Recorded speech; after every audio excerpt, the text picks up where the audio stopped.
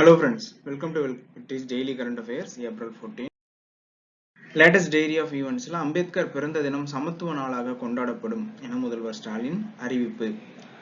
ஆதி திராவிடர் மற்றும் பழங்குடியினர் நலத்துறை சார்பாக மாநில அளவில் உயர்நிலை கண்காணிப்பு கூட்டம் செவ்வாய்க்கிழமை நடைபெற்றது. இந்த கூட்டத்தில் பெரியார் பிறந்த தினத்தை சமூக நீதி நாளாக அறிவித்ததை போன்று ஒவ்வொரு வருடமும் செப்டம்பர் 17 தமிழ்நாட்டில் சமூக நீதி நாளாக கொண்டாடப்படும் அப்படின்னு போன வருஷம் அறிவிச்சு செலிப்ரேட் பண்ணாங்க. அதே போல சட்டமேதை அம்பேத்கர் பிறந்த தினமான ஏப்ரல் 14ஆம் தேதியை சமத்துவ நாளாக கொண்டாட அரசு முடிவு செய்துள்ளது அப்படின்னு முதலமைச்சர் ஒரு அறிவிப்பு வெளியிட்டிருக்காரு.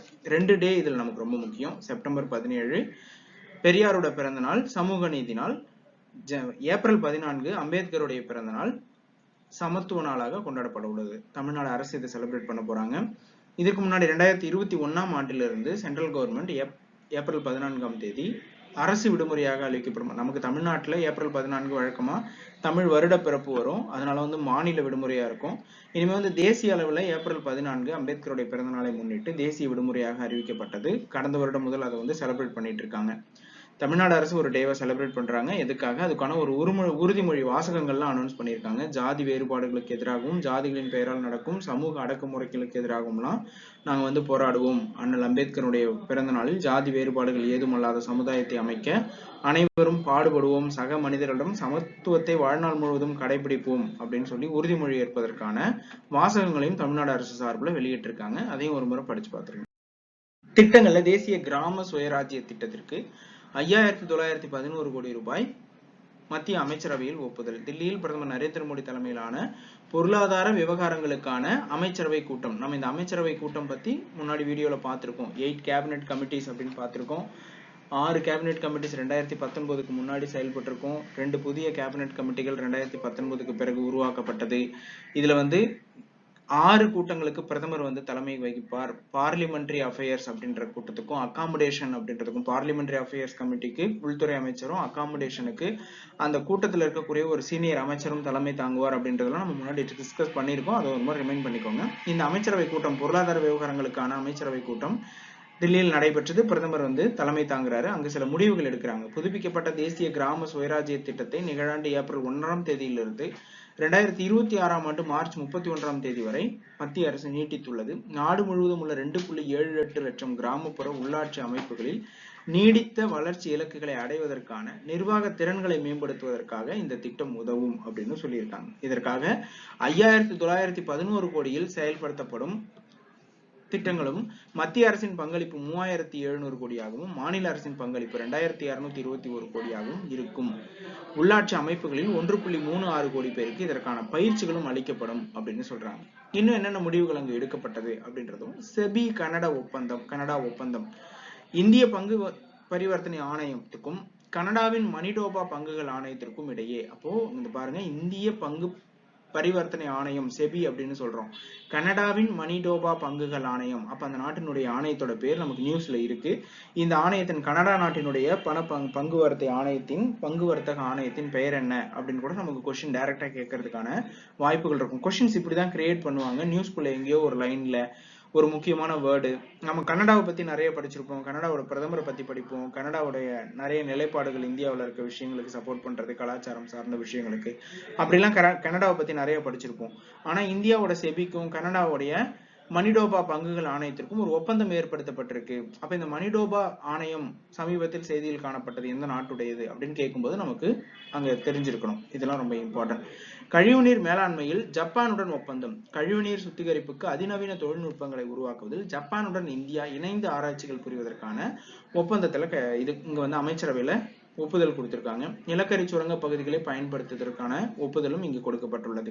இது ஒரு அமைச்சரவையினுடைய நிறைய முடிவுகள். இது எல்லாமே மறுபடியும் பார்லிமெண்ட்டுக்கு போயிட்டு ஒப்புதல் ஆகும். நிறைய விஷயங்கள் இன்னும் ப்ராசஸ் பண்ணுவாங்க. என்னென்னலாம் இருக்கு அப்படின்றத நம்ம ஒரு அப்டிராக்ட் மாதிரி இங்கேயே நமக்கு இதை சொல்லிடுவாங்க. அதனால ஒரு முறை டீட்டெயிலா படிச்சிருங்க.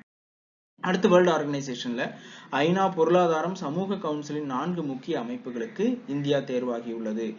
ஐநா பொருளாதார மற்றும் சமூக கவுன்சில் 1945ஆம் ஆண்டு இந்த அமைப்பு நிறுவப்பட்டது. ஐநா அமைப்பின் 6 முக்கிய உறுப்புகளில் ஒன்றாகும். அப்போ எந்த ஆண்டு துவங்கப்பட்டது அப்படின்றது ஒரு கொஸ்டின். 26 ஜூன் 1945. அதன் தலைமையிடம் நியூயார்க் சிட்டியில இருக்கு. ஒட்டுமொத்தமாக சுழற்சி முறையில் 54 உறுப்பினர்கள் செயல்படுவாங்க. இதெல்லாம் அந்த அமைப்பினை பத்தியும் முக்கியமான நியூஸ். இதுலதான் இந்திய சார்புல இப்ப அந்த குழுவுக்கு செயல்படுறதுக்காக 4 புதிய அதிகாரிகள் நியமனம் செய்யப்பட்டிருக்காங்க. 4 முக்கிய அமைப்புகளுக்கு இந்தியர் தேர்வு, 4 அதிகாரிகள் இல்ல, 4 முக்கிய அமைப்புகளுக்கு இந்தியர் ஒருத்தர் தேர்வாகி உள்ளார் அப்படின்னு சொல்லியிருக்காங்க. ஐநா சமூக கவுன்சிலின் சமூக மேம்பாட்டு ஆணையம், தன்னார்வ அமைப்புகளுக்கான குழு, அறிவியல் மற்றும் தொழில்நுட்ப வளர்ச்சி ஆணையம் ஆகியவற்றிற்கு இந்தியர் தேர்வாகியுள்ளது. இது தவிர பொருளாதாரம், சமூக, பண்பாட்டு உரிமைகள் குழுவில் இடம்பெற்றுள்ள இந்திய தூதர் பிரீத்தி சரண் மீண்டும் இந்த அமைப்பிற்காக தேர்ந்தெடுக்கப்பட்டுள்ளார் அப்படின்றத நியூஸ். இந்த பேர் ரொம்ப ரொம்ப முக்கியம். பிரீத்தி சரண் அப்படின்ற பேர் இந்தியா 4 முறை 4 அமைப்புகளுக்கு தேர்ந்தெடுக்கப்பட்டுள்ளது அப்படின்றதும் ரொம்ப ரொம்ப முக்கியமானது. யுனைடெட் நேஷன்ல இருக்க 6 முக்கியமான உறுப்புகள் அப்படின்னு பார்த்தோம் இல்லைங்களா, அது என்னென்ன? General assembly, security council, economic and social council, trusteeship council, international court of justice, secretariat. இந்த 6ம் ஐக்கிய நாடுகள் சபையின் மிக முக்கியமான அங்கங்கள். திட்டங்கள்ல ஆதரவற்ற வளர்ப்பு பிராணிகள் பராமரிப்புக்காக வள்ளலார் பல்லுயிர் காப்பகங்கள் திட்டம், ஆதரவற்ற காயமடைந்த வளர்ப்பு பிராணிகளை பராமரிக்கும் அரசு சாரா நிறுவனங்களுக்கு உதவ வள்ளலார் பல்லுயிர் காப்பகங்கள் எனும் புதிய திட்டம் தொடங்கப்படும் அப்படின்னு மீன்வளத்துறை அமைச்சர் தெரிவிச்சிருக்காரு. நாட்டுக்கோழி இனப்பெருக்க பண்ணை, இது ஸ்கீம்ஸ், பிளேசஸ் இன் நியூஸ், நம்ம எப்படி வேணா இதை நம்ம பார்த்துக்கலாம். சிவகங்கை மாவட்டம் செட்டிநாடு மாவட்ட கால்நடை பண்ணையில் 15 கோடி மதிப்பீட்டில் நாட்டுக்கோழி இனப்பெருக்க பண்ணை அமைக்கப்பட உள்ளது. அப்போ நாட்டுக்கோழி இனப்பெருக்க பண்ணை தமிழ்நாட்டில் எங்கு அமைக்கப்பட உள்ளது? டைரக்ட் கொஸ்டினா கேட்கலாம். நாட்டின நாய்கள் ஆராய்ச்சி மையம், தமிழகத்தில் உள்ள ராஜபாளையம், கன்னி, சிப்பிப்பாறை, கோம்பை போன்ற நாட்டின நாய்களுக்கான இன பாதுகாப்பு மற்றும் ஆராய்ச்சி மையம் 1 கோடி செலவில் தென்காசி மாவட்டத்தில் நிறுவப்படும். அப்ப 2 பிளேஸ் இந்த நியூஸ்குள்ள அமைச்சர் மென்ஷன் பண்றாரு. நாட்டுக்கோழி இனப்பெருக்க பண்ணை சிவகங்கை மாவட்டத்திலும், நாட்டின நாய்கள் ஆராய்ச்சி மையம் தென்காசி மாவட்டத்திலும் அமைக்கப்பட உள்ளது. ஆதரவற்ற காயமடைந்த வளர்ப்பு பிராணிகளை பராமரிப்பதற்காக வள்ளலார் பல்லுயிர் காப்பகங்கள் திட்டமும் துவங்கப்பட உள்ளது. லேட்டஸ்ட் ஏரியா ஆஃப் ஈவெண்ட்ஸ்ல ஜாலியன் வாலாபாக் நினைவு தினம், பிரதமர் மரியாதை அப்படின்னு சொல்லியிருக்காங்க. அவர் அதுல நிறைய விஷயங்கள் பேசி நியூஸ் கொடுத்திருக்காரு. நமக்கு லாஸ்ட் பேராவில் பஞ்சாப் மாநிலத்தில் 1919ஆம் ஆண்டு ஏப்ரல் 13ஆம் தேதி ஆங்கிலேய அரசின் ரவுலட் சட்டத்தை எதிர்த்து நடைபெற்ற பொதுக்கூட்டத்தில் ஆங்கிலேய படை தளபதி டயருடைய உத்தரவின்படி அங்க துப்பாக்கி சூடு நடத்தப்பட்டதில் நூற்றுக்கணக்கானோர் உயிரிழந்தார்கள். இப்ப நம்ம 2019ல இது நம்ம பார்க்கும்போது இது வந்து ஒரு 100வது ஆண்டு ஜாலியன் வாலாபாக்கு. இந்த வருஷம் 2022ஆம் ஆண்டு சௌரி சௌரா இன்சிடென்ட்டுக்கு 100ஆம் ஆண்டு. அப்ப இது சம்பந்தமான நம்ம கொஸ்டின் கேட்கறதுக்கான வாய்ப்புகள் இருக்கும். ஹிஸ்டரிக்குள்ள நம்ம கரண்ட் அஃபேர்ஸ்ல ஹிஸ்டரின்னு ஒரு டாபிக் கொடுத்துட்டு அதுக்குள்ள என்ன சில டாபிக்ஸ் சப் டாபிக்ஸ் மாதிரி கொடுத்துருக்காங்களே அப்படின்னு நமக்கு அங்க டவுட் வரதுக்கு வாய்ப்பு இருக்கும். இங்க நியூஸ்ல பாக்குற ஒரு விஷயத்துல இருந்து ஹிஸ்டரி சப்ஜெக்ட்குள்ள ஒரு கொஸ்டின் எடுத்து கேட்கறது, நமக்கு இப்படி லிங்க் பண்ணி கொஸ்டின் கிரியேட் பண்றதெல்லாம் அந்த கரண்ட் அஃபேர்ஸ் மூலமா அதிகமா ட்ரை பண்ணுவாங்க. கரண்ட் அஃபேர்ஸ் கொஸ்டின்ஸ் வந்து இப்போ டிஎன்பிசிக்கு குரூப் 2க்கு 5ல இருந்து 7 கொஸ்டின் கேட்கலாம் அப்படின்றத எதிர்பார்க்கிறோம். ஏன்னா 75 கொஸ்டின் ஜிஎஸ்ல அட்டன் பண்ண போறோம். 10 யூனிட் இருக்கு.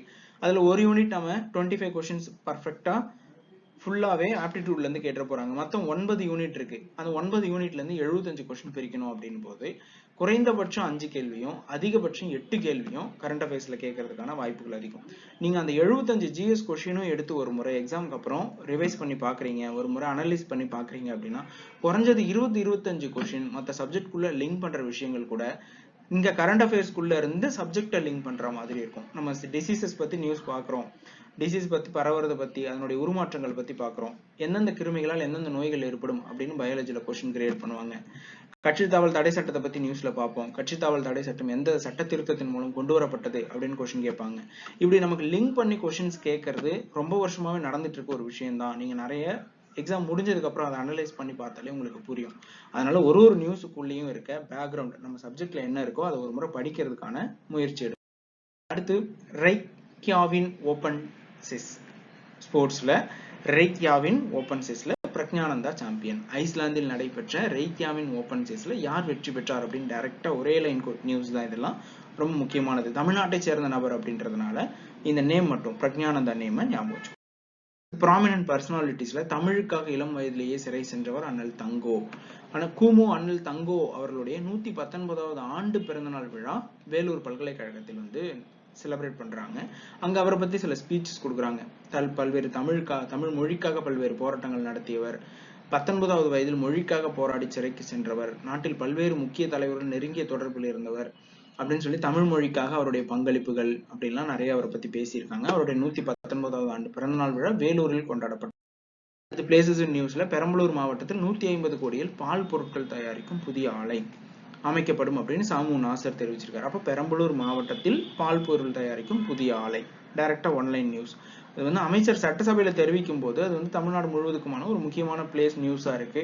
அதனால நம்ம அதை ஒரு முறை கவனிச்சு 20 சிறந்த கைவினை கலைஞர்களுக்கு மாநில அரசு விருதுகள் தமிழ்நாடு முதலமைச்சர் ஸ்டாலின் அவர்கள் வழங்குகிறார்.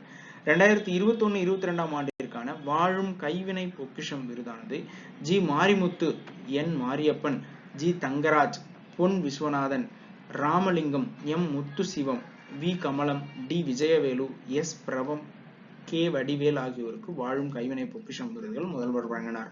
இதே போல சிறந்த கைவினை கலைஞர்களின் பங்களிப்பை ஊக்குவிக்கும் வகையில் பூம்புகார் மாநில விருதும் அறிவிக்கப்பட்டு வருகின்றது. இந்த விருது வந்து 50,000 ரூபாய் பரிசு தொகையும் 4 கிராம் தங்க பதக்கமும் வழங்கப்படும்.